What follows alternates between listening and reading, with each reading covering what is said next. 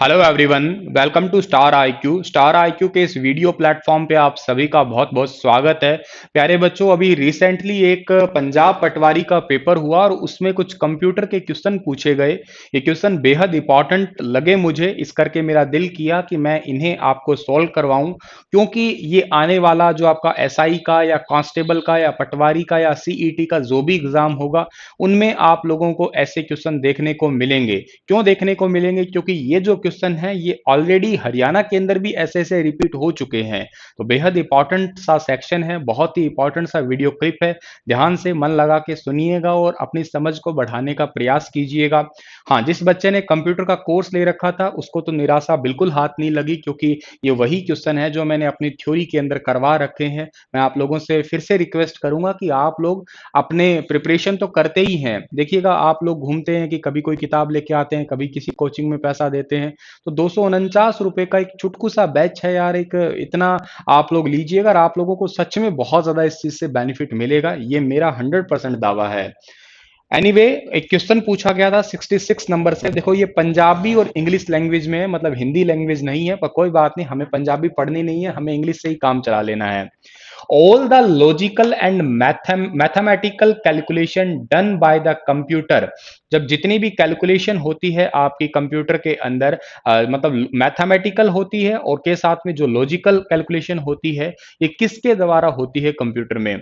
System board के द्वारा तो नहीं होती है, सेंट्रल प्रोसेसिंग यूनिट के द्वारा होती है, या सेंट्रल कंट्रोल द्वारा होती है? ये तो कंट्रोल है, ये ऑप्शन तो नहीं हो सकता। तो आंसर बना सी वाला ऑप्शन, सेंट्रल प्रोसेसिंग यूनिट यानी कि सीपीयू।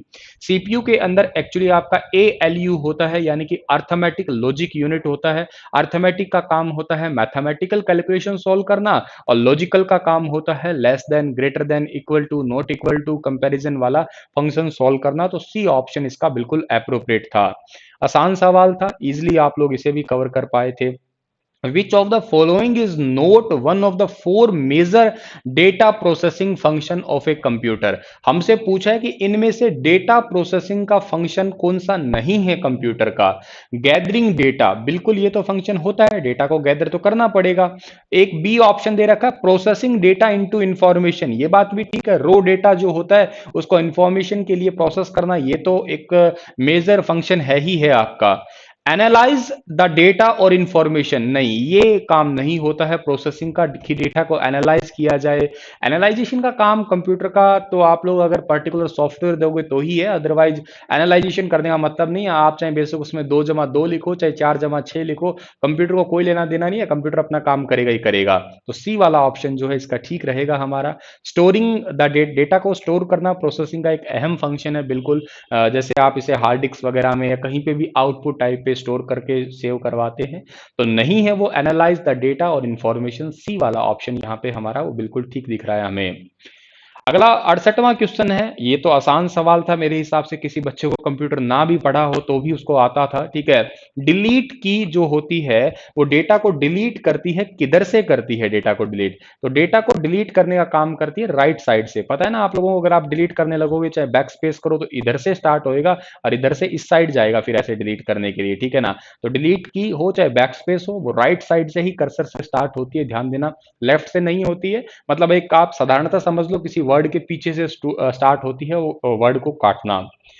69वां सवाल क्या कहता है कि an email account include a storage area, एक ईमेल अकाउंट के अंदर एक स्टोरेज एरिया होता है, उसे क्या कहते हो? उसे आप मेल बॉक्स कहते हो। मेल बॉक्स में सारी चीजें स्टोर होती है, अटैचमेंट, हाइपरलिंक, आईपी एड्रेस तो यहाँ पे लेना देना ही नहीं था।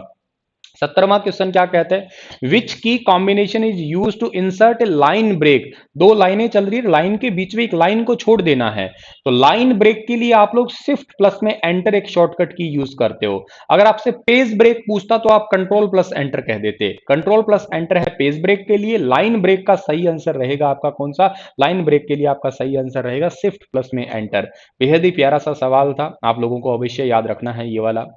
71वां क्वेश्चन क्या कह रहा है कि movement of signal between CPU and input output, computer के अंदर सीपीयू होता है यानी कि सेंट्रल प्रोसेसिंग यूनिट, और इनपुट आउटपुट होता है यानी कि कोई भी आपका कीबोर्ड है, माउस है, मॉनिटर है, इनके आपस में जो सिग्नल चल रहे होते हैं वो कौन चला रहा होता है या कौन किसके द्वारा कंट्रोल किया जाता है। तो पूरे कंप्यूटर को कंट्रोल करने का काम कंट्रोल यूनिट का ही होता है आपका। बहुत ही आसान सवाल था, इजिली आपने इसे ठीक किया होगा। What type of computer could be found in A digital watch. मेरे टाइप्स ऑफ कंप्यूटर का जो लेक्चर का वीडियो है उसके पहली ही बात मैंने यही कही थी। ये 72वां क्वेश्चन बहुत आसान, मतलब मेरी पहली ही बात से कोर्स को स्टार्ट करके जो पहली बात ही जहां से स्टार्ट करी थी मैंने, वहीं से ये क्वेश्चन बना है। इस कंप्यूटर का आंसर है एम्बेडेड कंप्यूटर। मैंने बताया आप लोगों को कि 5 टाइप के कंप्यूटर होते हैं साइज वाइज। एक एम्बेडेड होता है, एक माइक्रो होता है, एक मिनी होता है, एक मेन फ्रेम होता है, एक सुपर होता है। एम्बेडेड कंप्यूटर सिंगल यूनिट काम करता है, एक ही काम करता है। जैसे डिजिटल वॉच है तो एक टाइम दिखाने का काम हो गया, एसी के अंदर टेम्परेचर दिखाना, वॉशिंग मशीन है, तो ये सिंगल काम है। इनको आप एम्बेडेड कंप्यूटर का दर्जा दोगे। सबसे छोटा, सबसे सिंपल, सबसे सस्ता। ठीक है जी। अगला सवाल है आपका, which type of memory is pen drive. Pen drive किस प्रकार की मेमोरी होती है। पेन ड्राइव प्यारे बच्चों फ्लैश मेमोरी होती है। वैसे ये फ्लैश मेमोरी होती है। फ्लैश मेमोरी का मतलब कुछ ऐसा समझ लीजिएगा कि जब तक इसके अंदर लाइट मतलब रहे या ना रहे इसका कोई खास लेना देना नहीं है। इसमें फ्लैश तरीके से रीड और राइट का काम होता है आपका। टर्सरी मेमोरी भी कहते हो आप पेन ड्राइव को। तो एक्चुअली जैसे आप ना सेकेंडरी मेमोरी के टाइप करते हो तो 3 मेमोरी होती है आपकी। एक होती है आपकी ऑप्टिकल होती है, एक मैग्नेटिक होती है, एक फ्लैश होती है। तो फ्लैश में पेन ड्राइव का ही नाम आप पढ़ा करा करते हैं। 74वां सवाल क्या कहता है, बहुत आसान है। मैंने अभी थोड़े दिन पहले ही एक वीडियो लिया था कंप्यूटर का, लगभग कंप्यूटर का रात्रि जागरण 3-4 घंटे का। उसमें इस क्वेश्चन को मैंने जो है डिस्कस किया था। The process of transferring information from the computer into server. Computer से सर्वर पे कुछ भी डालोगे तो आप लोग उसको क्या बोलोगे, अपलोड बोलोगे। मतलब जैसे आप अपनी प्रोफाइल को कुछ सेव वगैरह करते हैं और सर्वर से कंप्यूटर में लेके आओगे तो उसको आप डाउनलोड बोलोगे। ये दोनों ही अपलोड और डाउनलोड आती है एफटीपी के अंदर आती है, याद रखिएगा आप लोग, ठीक है ना। एफटीपी के अंदर आती है, फाइल ट्रांसफर प्रोटोकॉल के तहत आती है, याद रखिएगा आप लोग। डॉक्टर सोलोमन और मैकफी ये दोनों क्या है, एंटीवायरस। जो बच्चा कंप्यूटर चलाता है उसको तो आसानी से पता होगा कि ये क्या है, दोनों ही एंटीवायरस के नाम है। Multimedia stimulate all the information, all of the following except. Multimedia में सब कुछ होता है इसको छोड़ के। मल्टीमीडिया में इमेज तो होगी, मल्टीमीडिया में साउंड भी होगा, साइट मतलब वीडियो भी होगी, तो मेमोरी नहीं होते हैं मल्टीमीडिया में। इसको एक्सटर्नल जरूरत पड़ती है मेमोरी की। तो ए ऑप्शन इसका ठीक रहेगा हमारा।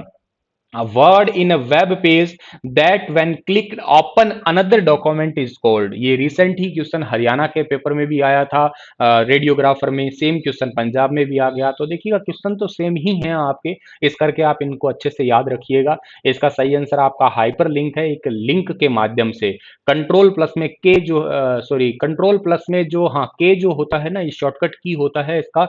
हाइपर लिंक का याद रखना आप लोग। जैसे जैसे आप पीडीएफ फाइल में कोई लिंक है, लिंक पे क्लिक करते ही तुरंत किसी वेबसाइट पे या आप किसी वीडियो पे पहुंच जाए तो वो हाइपर लिंक ही है एक प्रकार का।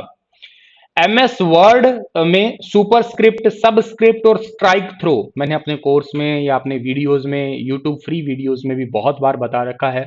सुपरस्क्रिप्ट का मतलब होता है किसी की पावर जब आप लिखते हो तो सुपरस्क्रिप्ट का यूज करते हो आप लोग। कंट्रोल शिफ्ट और इक्वल टू का इसके लिए शॉर्टकट की होता है। सबस्क्रिप्ट मतलब जैसे आप कभी H2O वगैरह लिखते हो तो पैरों में कुछ लिखना हो तो सबस्क्रिप्ट है। कंट्रोल प्लस में इक्वल टू इसके लिए शॉर्टकट की है। स्ट्राइक थ्रो जो होता है वो जैसे कोई वर्ड लिख दिया उसको क्रॉस करने के लिए यूज किया जाता है। ये तीनों के तीनों क्या होते हैं, इनको फॉन्ट इफेक्ट कहा जाता है। ये बात भी आप लोग याद रखिएगा, ये फॉन्ट इफेक्ट्स होते हैं। 79वां क्वेश्चन क्या कहता है आपका, which function will be use to enter current time in a worksheet cell. बेहद आसान सवाल था। करंट टाइम और डेट दोनों के लिए नाउ फंक्शन यूज किया करते हो आप लोग। केवल डेट के लिए अगर आपसे पूछा जाए तो टुडे फंक्शन यूज करते हैं हम लोग। तो बहुत आसान सवाल था ये क्वेश्चन, तो कई बार रिपीट हुआ है पेपरों में।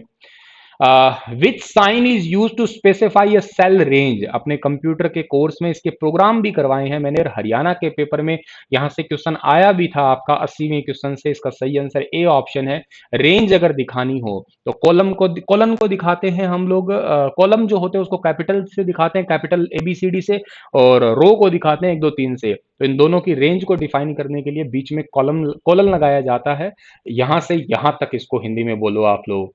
और 80 क्वेश्चन तक थे, आगे तो आपका इस डिपार्टमेंट से रिलेटेड क्वेश्चन आ गया। तो बस इतना ही था छोटकू सा वीडियो।